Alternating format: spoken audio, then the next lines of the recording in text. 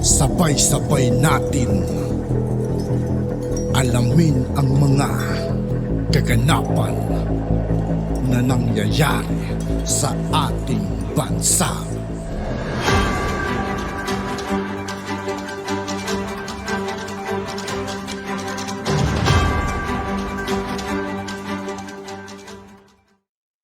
Yo, what's up mga kaibigan? This is I2K po again. Ngayon nandito naman tayo sa channel ni Pinas News Insider. Dito naman tayo ulit magbibigay ng komento at reaksyon. Kaya samahan nyo guys, let's go! Ito ang balita ngayon. Viral ngayon sa mundo ng social media. Ang di umano'y balitang Attorney Larry Gadon tila nagpainit sa ulo ng mga anti-Marcos at Dilawan. Ayon nga sa usap-usapan, Dilawang Marojas gusto na di umanong makapasok sa Malacanang. Ngunit pagkatalaga ni Attorney Larry Gadon, isa di umanong malaking kalbaryo ng mga Dilawan at lalong-lalo na kay Marojas. Dahil Attorney Larry Gadon, walang pagdadalawang isip na haharangin lahat ng Dilawan na magtangkang magkaposisyon sa gabinete ni Pangulong Bongbong Marcos at mahal na Pangulo. Delikado di umano kapag nakapasok si Marojas sa kanyang gabinete. Ito'y ayon sa marami sa ating mga kababayan. Pero bago ang lahat, kung bago ka pa Sa lahat ng hindi pa nakasubscribe mga kaibigan kay Pinas News Insider, mag-subscribe na po tayo at huwag nyo rin pong kalimutan mag-subscribe dito sa aking channel. lamang sa aming channel.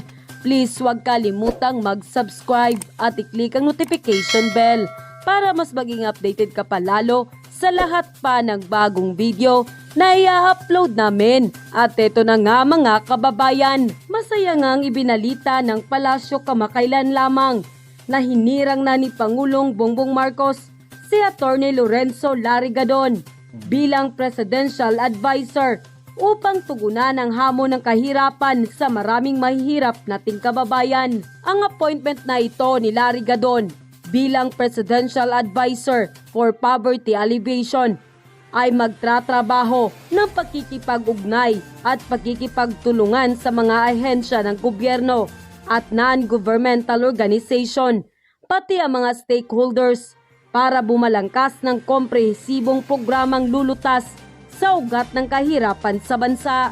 Bukod sa pagiging well-known Marcos loyalista, mas nakilala pa si Attorney Larry Gadon sa kanyang viral video noon kung saan sinabi niyang bobo ang mga dumalo sa Manila para sa isang rally ng mga Dilawan. At dating Secretary Marojas minsan na ngang napagsabihan ni Gadon noon dahil sa di umano'y mga kapalpakan nito. Suportado rin ng maraming pro-government supporters sa Attorney Larry Gadon dahil alam nilang ipagtatanggol nito si Pangulong Bongbong Marcos sa lahat ng mga bumabatikos sa kanya, lalo na sa mga kalaban nito sa politika. Naniniwala ang palasyo na bukod sa kanyang expertise bilang legal counsel, malawak ang kaalaman ni Gadon para makatulong sa pagbuo ng mga estratehiya na tutugon sa problema ng kahirapan sa bansa. Samantala, hindi naman mapigilan ng marami sa ating mga kababayan na magbigay ng kanilang hinaing at komento sa mundo ng social media. At ayon pa sa kanila, walang puwang ang mga Dilawan sa palasyo. Huwag kang mag-appoint kay Rojas, kilalang Dilawan yan. Ang pinakahihintay ng marami, ayan na si Attorney Gadon. Sana po ay matulungan nyo si PBBM at maiangat nyo po ang antas ng mga mahihirap tungo sa matagumpay na buhay. He deserved to be a legal counsel of PBBM administration and the best choice. Congratulations, Attorney Gadon. Tama po kayo. Delikado tayo ni Marojas dyan sa hanay ng tulad ng isang Gadon. Kaya wag ka nang magtangkapang tumakbo sa kahit na anong posisyon, Rojas, dahil laging maaalala ng tao ang mga kapalpakan mo. Ayos, bakit bigyan pa ng pwesto yan? Daming palpak na yan ni Marojas. Grabe ka, dapat President Bongbong Marcos, huwag nyo nang gawing papasukin yan.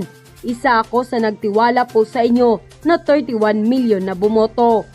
It's not the right time to adopt any Dilawan or to give position in your administration, Mr. President. makakasira lang sa magagandang plano mo para sa taong bayan ng Pilipinas.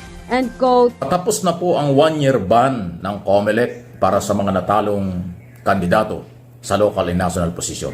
After 1-year ban, kailan ba yan? Hanggang itong Mayong ito, tapos na yan. Pwede nang makabalik sa gobyerno ang mga natalo o nais bumalik sa pamahalaan.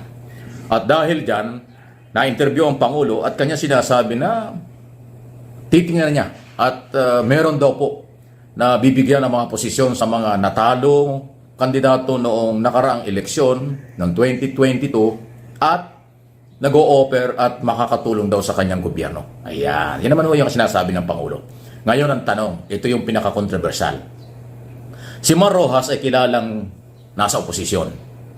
Si Mar Rojas Araneta o Mar Araneta Rojas ay identify na talagang nasa kabilang grupo. Ganun pa man, ito naman ay hindi sumali, kung di ako kakamali nito nakaraang eleksyon ng 2022. Noong 2019 siya at saka noong mga 2016. Ganun pa man, lumulutang ang pangalan niya. Hindi ko po sinabing nag-a-apply si Mar Rojas, hindi ko rin sinabing kinuha na. Pero may nakakakita na asama siya sa mga meeting-meeting ng mga kaalyado ni Pangulong Marcos. So, yung bang pangitain yun ang magiging dahilan para sabihin na pwedeng si Mar Rojas ay bumalik at makabalik sa posisyon, sa kung anumang posisyon. Ganito po yan, no?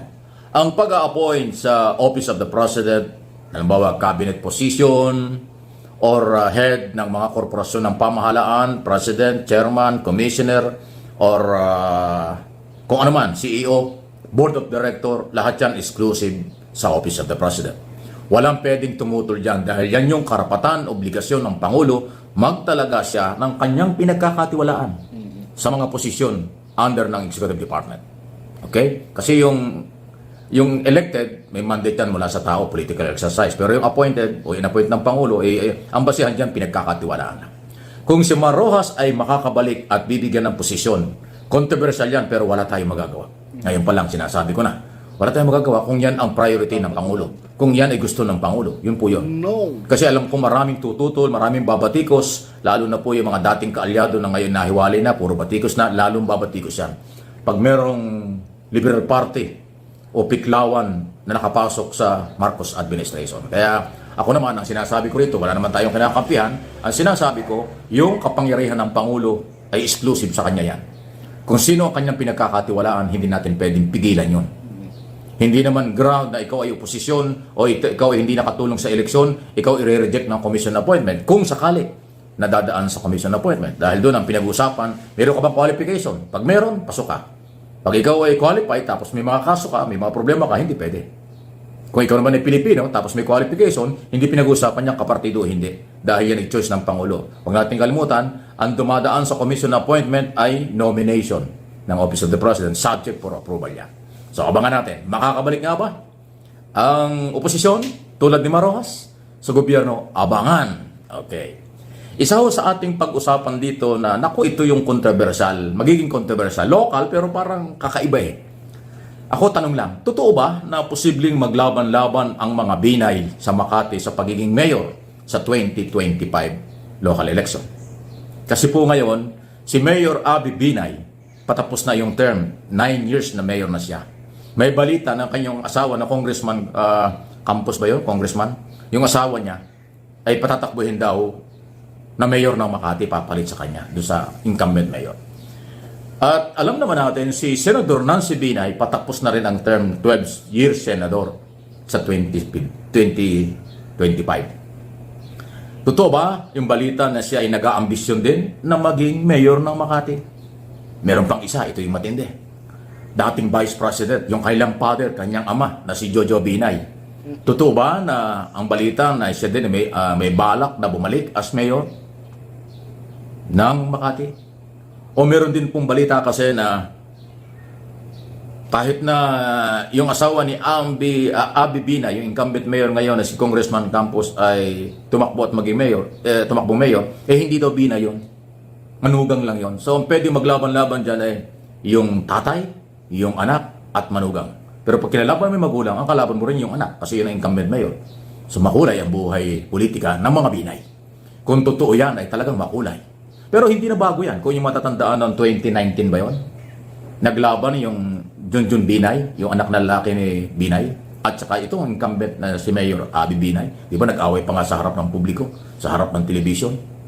Talagang away, hindi nga naaway sa politika, hindi na naawat ni Jojo Binay. Eh ngayon mukhang kung totoong tatakbo si Nancy, tapos tatakbo si Jojo, tapos tatakbo yung asawa ni incumbent Mayor Abby, aba puro Binay talaga yan. Kayo mga taga Makati, ano yung masasabi dyan? Hindi ko sigurado sa inyo tatakbo. May balita lang na may mga plano. Kaya nga tinatanong natin, mga Binay, totoo ba ito? Kung totoo ito, hindi naman masamang aminin nyo. Kung ito naman ay totoo, abay maghanda na kayo mga taga Makati. Sino bang Binay ang gusto nyo? Bata? Nakakabata? O kung sino man. Di ba? Kayo na po ang bahala. Di ba? Pero napapag-usapan lang natin, lalo tikit dito sa Mike Abby Opinions, ay nakapalab dito ang analysis, opinion, interpretation sa nangyayari. Pero alam po ninyo, huwag niyong kalimutan, wala pong batas na nagsasabing bawal ang mag-aama, magkakapatid o magbianan maglaban. Wala. Pag sila mayroong qualification bilang Pilipino, nasa tamang edad, pasok na yan sa qualification. Kasi yun lang naman ho sinasabi ng ating batas. At tatanggapin ang COMELEC yan. Di ba? Kahit may kaso ka sa korte, kahit kung ano man, wala yun. Ang pinag-usapan dyan, marunong kang bumasa sumulat, nasa tamang edad ka, at Pilipino ka, pwede kang tumakbo. Kaya, doon sa qualification na yon, walang lalabagin ang mga Binay kung gustong tumakbo. Yun ang totoo. Abangan! At yun na nga mga kababayan, Sa tingin ko hindi basta-basta makapasok si Marroas, guys. Lalo't nandyan na si Gon. Lari ka dun. Ano? At yun nga po mga kaibigan, dito po nagtatapos ang ating reaction video. Muli ako po si I2K ng Sundalo ng Dunggalo at 811. Maraming salamat sa patuloy na pagsuporta. Yeah, peace out.